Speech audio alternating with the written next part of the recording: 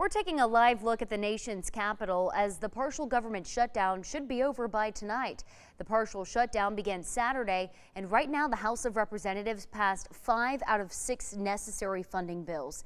Gary Grumbach shows us while the government will reopen soon, there's still another funding fight on the horizon. On paper, it seems so easy to Republican House Speaker Mike Johnson.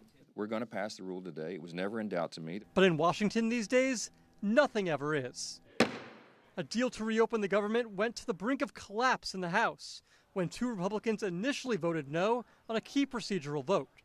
Johnson could only afford one. The 2 Republicans voting no with all the Democrats were Thomas Massie of Kentucky and John Rose of Tennessee. After some tense moments and backroom negotiations, Rose went from no to yes, clearing the way for the final vote, which will bring the 4-day partial government shutdown to an end. The motion is adopted.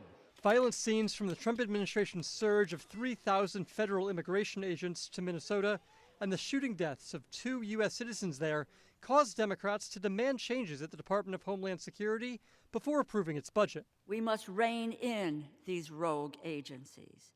We need to protect our communities. Democrats demanding changes to ICE, like banning agents from wearing masks, putting an end to roving immigration raids, and equipping all agents with body cameras, which Homeland Security Secretary Kristi Noem says will soon happen.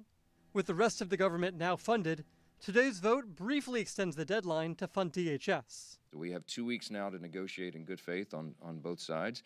The White House and Senate Democrats are going to engage in that, but the House Republicans are as well. Despite promises of changes at Homeland Security, Democrats continue to call for Secretary Noem to be replaced. The person leading the agency, who has been at watch, under her watch, has seen these atrocities, including the killing, the shooting of 2 U.S. citizens, should step down or be impeached. President Trump says he will not fire Noem nor ask her to resign.